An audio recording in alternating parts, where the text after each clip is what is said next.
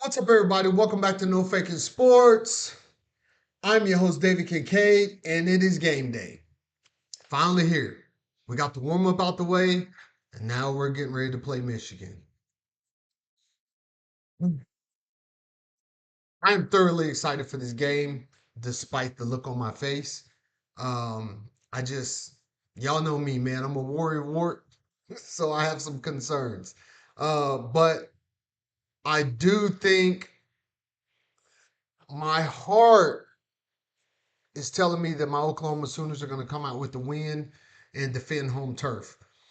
It used to be a couple of years ago in which Oklahoma was rated one of the hardest places to play.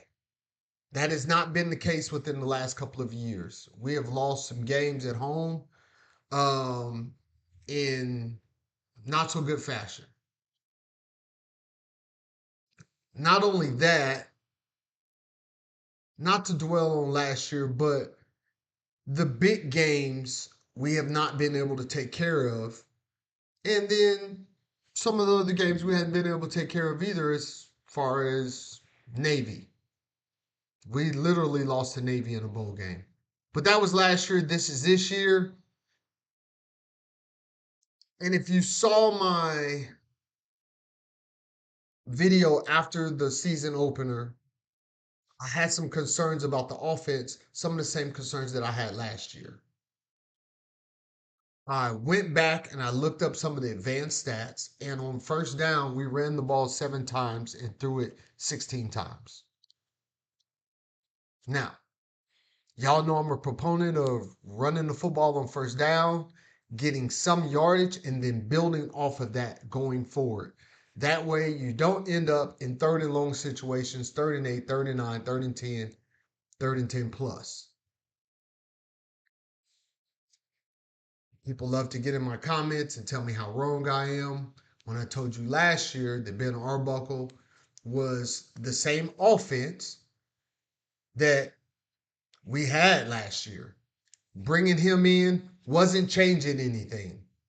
I do believe that we went and got Ben Arbuckle because we wanted John Mateer. That is not how things should have been done. Until I am shown differently, I'm going to continually to believe that Ben Arbuckle is a pass first, spread offense, finesse guy.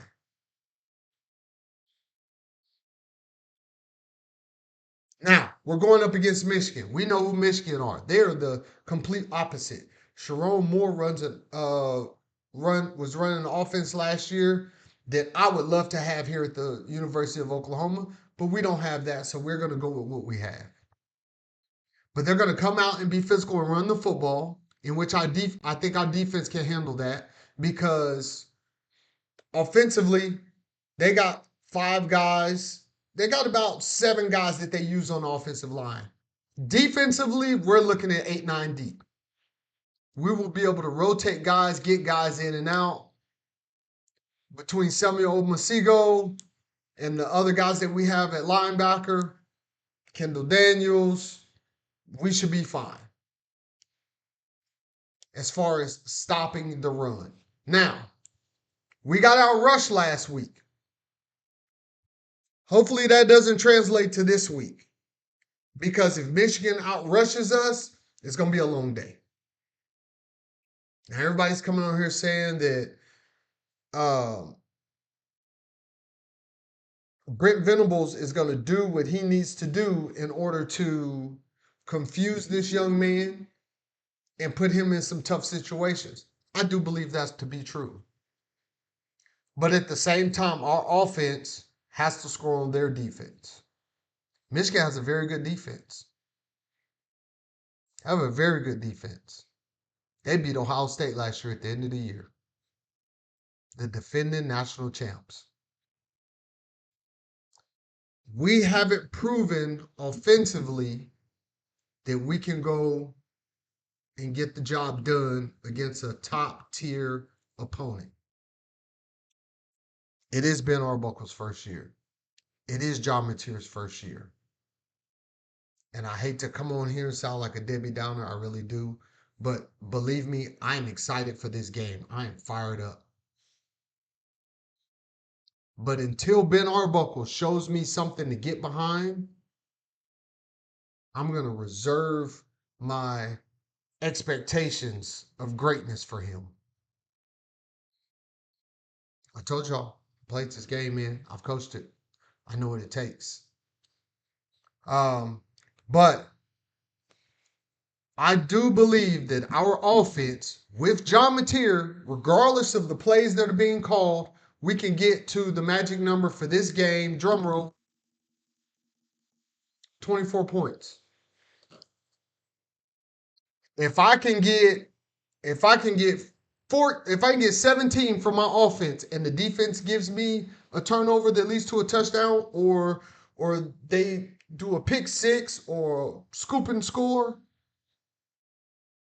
I think 24 points will win this game for us, guys. I do not believe that Michigan's offense, with the freshman quarterback going up against Brent Venables and our stout defense, I do not see them scoring more than 24 points. Now, they keep if they play very good defense and keep it low scoring, I do believe we can still win.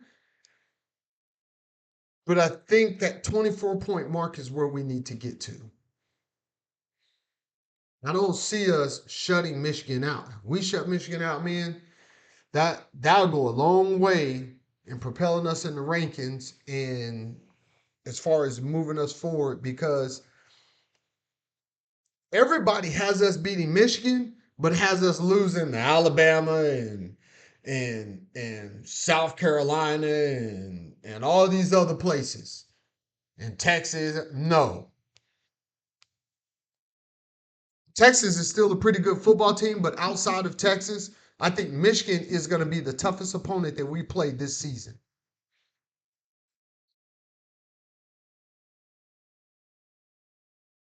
I think South Carolina is very good. So between those three games, but we got to start by winning this one.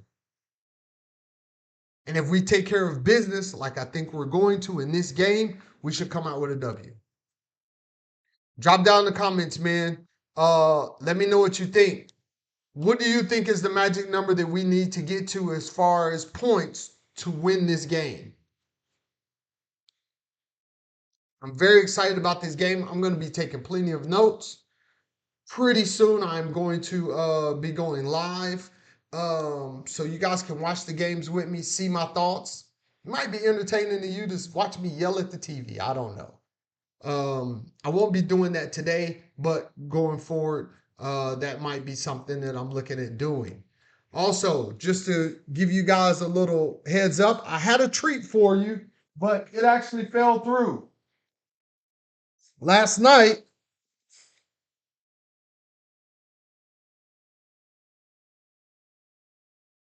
I was at the Salina Bobcat Stadium. They were playing the number 2 team in their division. Salina's number 1. For those of you that are not tracking what I'm saying, our 2026 quarterback, Bo Bentley, is the quarterback for Salina. I met his 2 younger brothers. I was on the sideline. I was ready to get some footage of Bo, watch him do his thing against the number 2 team in their division, but it got rained out. So right before the teams were about to come out, there was some lightning. They announced it on the loudspeaker. Had to go wait in the truck. I waited in the truck for about 2 hours. And then they finally just canceled the game. The rain had moved on, but the lightning would not go away. So you guys know how that is. In football, we can play in the rain, but lightning is a no-go. A bunch of fans sitting in some metal bleachers. But it is what it is. Hopefully, I can make it down to their next home game and get that footage for you guys. So stay tuned for that one. If you have not subscribed, please go ahead and subscribe. Help me grow this channel. I hope you guys like the content. I do feel that I'm the best in the business. I know. Who is this guy? But hey, I'm a former athlete, man. We all feel we're the best in the business. So I'm gonna continue to improve this channel. I'm going to continue to improve on my content and how I speak into this camera to give you guys a better product. Until next time, enjoy the game, Boomer.